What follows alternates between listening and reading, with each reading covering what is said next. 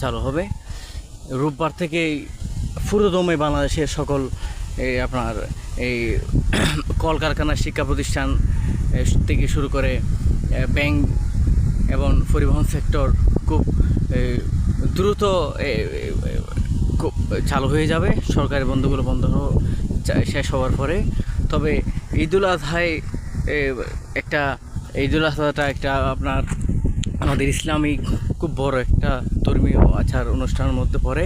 খুব অত্যন্ত গুরুত্বপূর্ণ একটা এই তাৎপর্যপূর্ণ একটা তাৎপর্যপূর্ণ ভাবগম্ভীর্যের মধ্য দিয়ে সকল মুসলিম উম্মাহ এই পবিত্র ঈদুল আজহা পালন করেছেন সমগ্র দেশে বিদেশে। এবং মুসলিমদের প্রধান এবং ধর্মীয় উৎসব এটা পবিত্র ঈদুল আজহা অর্থাৎ কুরবানি। মানুষের মধ্যে হিংসা ভেদাভেদ ভুলে সকল মুসলিম কাঁধে কাঁধ মিলিয়ে সকল স্তরের মানুষকে নিয়ে খুব সুন্দরভাবে সুন্দরভাবে এই পবিত্র ঈদুল আজহা কুরবানি সম্পন্ন করেছেন। ত্যাগের মহিমায় উদ্ভাসিত হয়ে সকলে এই ঈদুল আজহা উদযাপন করেছেন। আমাদের বাংলাদেশ খুব প্রাকৃতিক সৌন্দর্য ঘেরা একটা অপরূপ সৌন্দর্য বাংলাদেশে শান্তি শৃঙ্খলা বজায় থাকুক এবং উন্নয়নমূলক কার্যক্রম ধারাবাহিকতা অক্ষুণ্ণ থাকুক। শিক্ষা প্রতিষ্ঠান থেকে শুরু করে শিক্ষা, স্বাস্থ্য, চিকিৎসা এবং বিভিন্ন পর্যায়ে বাংলাদেশের অর্থনৈতিক উন্নয়নমূলক অগ্রযাত্রা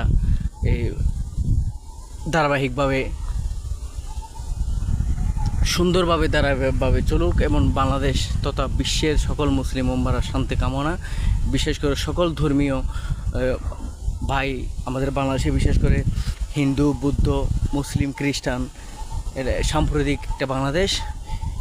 আমাদের বাংলাদেশে সকল ধর্মীয় বিশেষ করে আমাদের মুসলমানদের সাথে আমাদের সনাতন ভাইদের খুব একটা ভালো সম্পর্ক।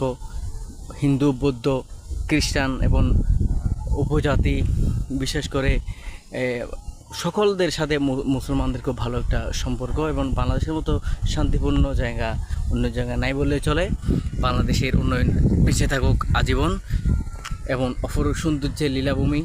মানুষের এই সৌন্দর্য উপভোগ করার জন্য, মানুষের মনকে আরও ভালো করার জন্য আপনি নিজের মনকে উৎফুল্ল এবং আপনার প্রশান্তি আনার জন্য মনে আপনি বের হন এবং প্রাকৃতিক সৌন্দর্য লীলাভূমি উপভোগ করুন।